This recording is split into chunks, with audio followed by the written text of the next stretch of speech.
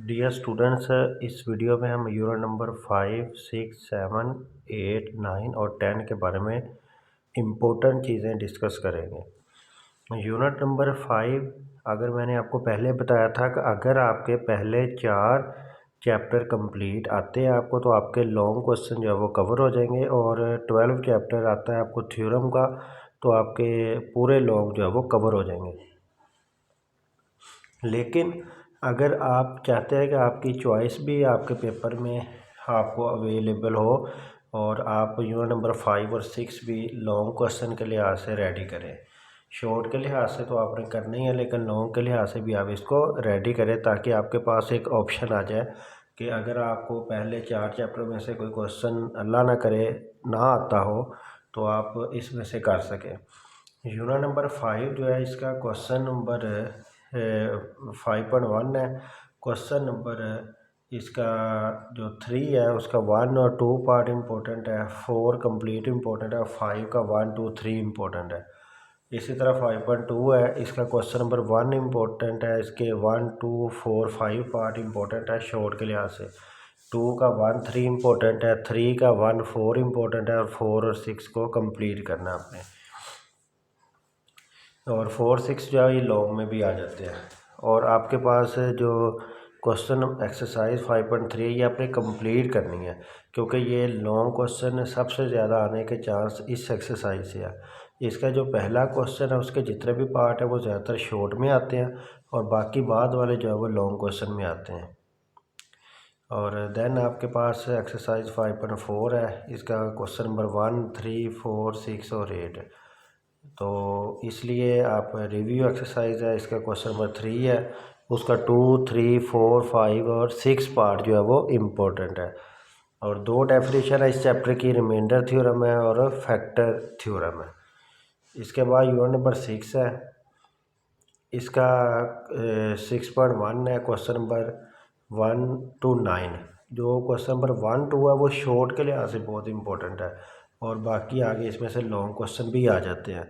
Exercise 6.2 है, इसका जो क्वेश्चन नंबर 2 है, 6 है, 9 है और 10 ये इम्पोर्टेंट है।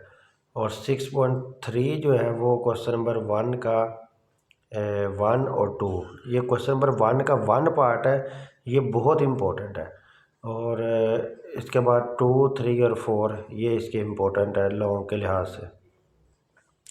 रिव्यू एक्सरसाइज है, इसका क्वेश्चन नंबर 6 का सेकंड पार्ट जो है वो लॉन्ग के लिहाज से इम्पोर्टेंट है। और इसकी एक एग्जांपल है पेज नंबर 123 पे, एग्जांपल 1, वो भी शॉर्ट क्वेश्चन में बहुत दफ़ा आई हुई है, इम्पोर्टेंट है, उसको आपने करना है। 2 डेफिनेशन है HCF और LCM, ये इसकी जो है वो 2 डेफिनेशन इम्पोर्टेंट है। यूनिट नंबर 7 पे मूव करते हैं। 7 क्वेश्चन का जो लॉन्ग क्वेश्चन है वो 17 चैप्टर ज्योमेट्री के साथ आता है। तो अगर आप ये ज्योमेट्री आपने कवर करनी है तो उसके साथ आप इसका लॉन्ग करें, अदरवाइज आज पहले 6 चैप्टर के लॉन्ग अच्छी तरह तैयार कर लें, लेकिन इसमें से शॉर्ट क्वेश्चन लाजमी तैयार करें।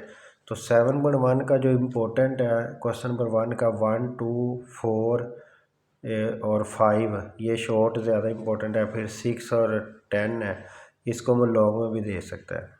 क्वेश्चन नंबर 2 का 1, 2 और 6 इम्पोर्टेंट है। और जिस क्वेश्चन में अंडर रूट आ जाए या मॉडुलस वाले आ जाए या वो खुद आपको कह दे, अगर वो ना भी कहे तो आपने इसकी चेकिंग लाजमी करनी है। क्वेश्चन नंबर 2 इम्पोर्टेंट है, इसकी चेकिंग भी लाजमी आपने करनी है। क्वेश्चन नंबर एक्सरसाइज 7.2 का क्वेश्चन नंबर 2। एक्सरसाइज 7.3 जो है इसका क्वेश्चन नंबर 1 का 1, 2, 3 पार्ट इम्पोर्टेंट है, 2 का 1, 3, 5, 6 इम्पोर्टेंट है, और इसी तरह रिव्यू एक्सरसाइज का क्वेश्चन नंबर 4, 5 और 6 इम्पोर्टेंट है। इसकी 2 डेफिनेशन इम्पोर्टेंट है, लीनियर इक्वेशंस और रेडिकल इक्वेशंस। अब आपके पास यूनिट नंबर 8 है। अब आपके पास ऐसे चैप्टर है यूनिट नंबर 8 से लेकर आगे 16 तक, जिसमें से शॉर्ट ज़्यादातर आते हैं, इसमें से लॉन्ग पिछले पैटर्न के मुताबिक जो है वो लॉन्ग क्वेश्चन नहीं आते लाहौर बोर्ड में और या जितने भी पंजाब के बोर्ड है। और बाकी फेडरल वाले जो है ना उनका अपने पैटर्न के मुताबिक इसको तैयार करें।